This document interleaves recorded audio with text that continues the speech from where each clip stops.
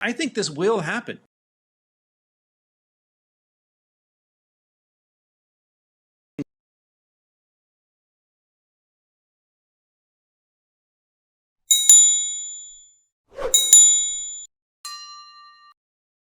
Join us in this video as we learn about the captivating intrigue surrounding the possibility of a BRICS gold-backed currency.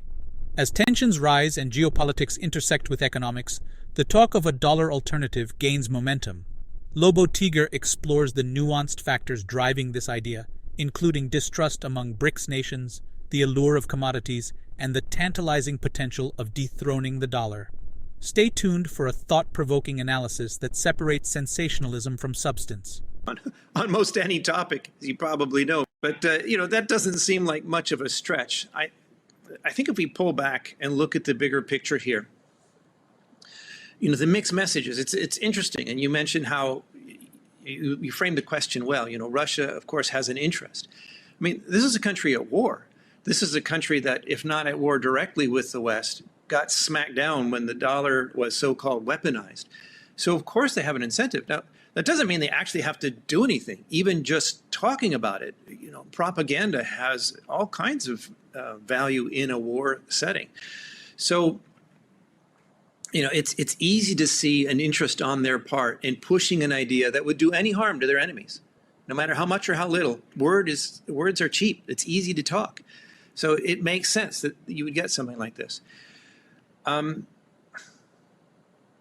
think what gives this idea so much power and why it grabs so many people is because it actually does make sense. So I'm here, you know me, and I'm here to be the rain on the parade. Don't buy the rumor on this. But it does make sense. And the gold-backed part even makes sense, which is something we're specifying, even to the degree that some of the ministers and people involved have talked about a new BRICS currency. Fine, it's an idea that they are clearly considering, even if it's not on the agenda for this meeting. But very few have even mentioned gold or the commodities. It's more the general idea of a BRICS currency, a competitor to the dollar that has gained some traction. But one of the criticisms, my friend and fellow Puerto Rican, Brent Johnson, the dollar milkshake guy, I'm sure you've interviewed him.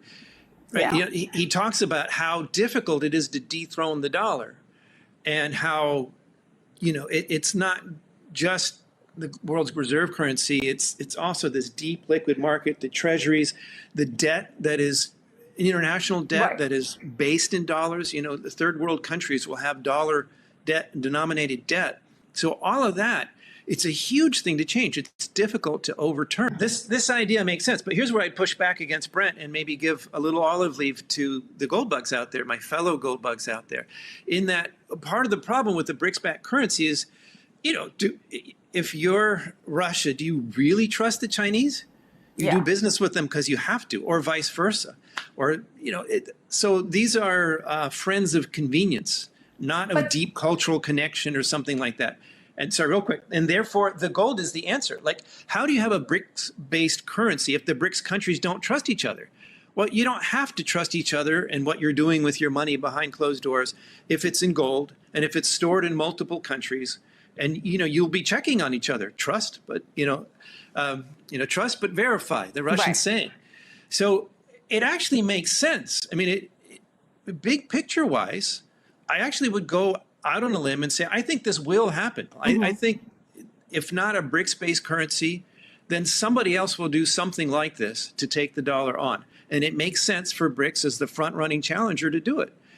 And for the reasons we've just been saying, I think it makes sense for them to back it with commodities, to back it with something real that they can check on each other so they don't have to trust each other. So I actually think this is great. This is a wonderful thing. But what you said in your intro is the key point. It doesn't tell me what I want to invest in today. It doesn't affect what happens today. Like, even if they did announce it in the August meeting, it would be years before anything actually happened. Like, how long have the central banks been talking about CBD? He's just saying it's not on the agenda. That's actually a much milder statement than what India came out with. They said they don't favor a BRICS currency at all. So they still need persuading even to get in that boat. That's a bigger hurdle to come up against. So yeah. Sorry, one more thing on this. I Go ahead. had readers write in about this before South Africa and before India poured rain on the parade, besides me. I had readers write in and say, what will happen to gold when they announce the BRICS currency in August? Like, people took it as a given. People thought this was going to happen. And the tone of some of these messages wasn't just that they were going to announce their intention to design or consider whatever, but like it would be a fait accompli. Like, here it is. Here's our new BRICS gold-backed currency. People thought this was coming this August. So clearly, you really, you can't get ahead of your skis on things like this. You can't get too excited about some big idea that makes sense, and let it persuade you that you know something that you only hope for or wish for or suspect. And if you look at what they're doing and what's going on, I think it's very clear. And after that, we can only assume. I don't even want to talk about assume, but we can infer inferred resources.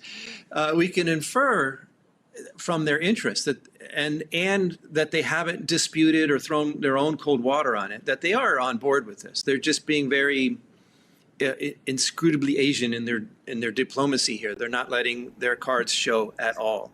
And it would clearly be more in Russia's interest to hurry things. But maybe other people are not quite ready to go on. This is a negotiation. It's a block. Modi was just in the U.S. Who knows if they, what pressure they put on him when they invited him into tea and cookies. Mm-hmm. And it was interesting that they sort of started changing their tune after that U.S. visit. The Chinese in the U.S. have been in fairly intense recent negotiations. We've had high-level visits over there. Who knows what they talked about.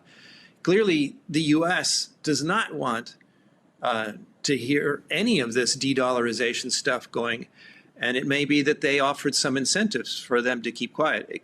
Another whole way of looking at it is they're not ready yet. Maybe they thought they would be ready sooner, and then their technocrats said, "Oh, whoa, wait a minute. We don't have the infrastructure for this. Let's slow down until we're ready to do something and have a more concrete announcement." There are a lot of ways to look at this. Word of it got out before they really wanted to, and because it makes so much sense, and because anybody who's either antagonistic to the powers that be in the West and wants to believe in bad news for the West, or anybody who's very supportive of the West and is concerned about attacks or possible dangers to the West, either one of those groups could grab hold of this idea and make a much bigger thing out of it than it is. But actually, Michelle, let's take a step back. And, I remember hearing about this idea early on in my Casey days. I can't put a date on it. I can't tell you what year or day it was that I first heard about a BRICS gold-backed currency. But I know that Doug wrote about it and was thinking about it probably before I even came on board, which is almost 20 years ago. And I remember that this is something we talked about around the proverbial water cooler as a potential tailwind for gold all those years ago. And in my mind, so, the idea has been out there for a long time, is what I'm saying. What was different this time was that people got it in their heads that this was really finally happening.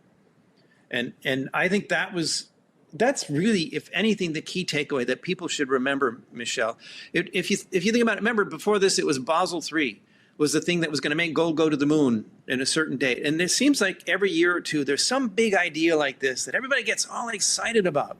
Right. And even if it eventually turns out to be true, it seems like it never lives up to the hype. I mean, Basel III is actually here now, and gold is actually given tier 1 status, and it is done basically squat for the price of gold.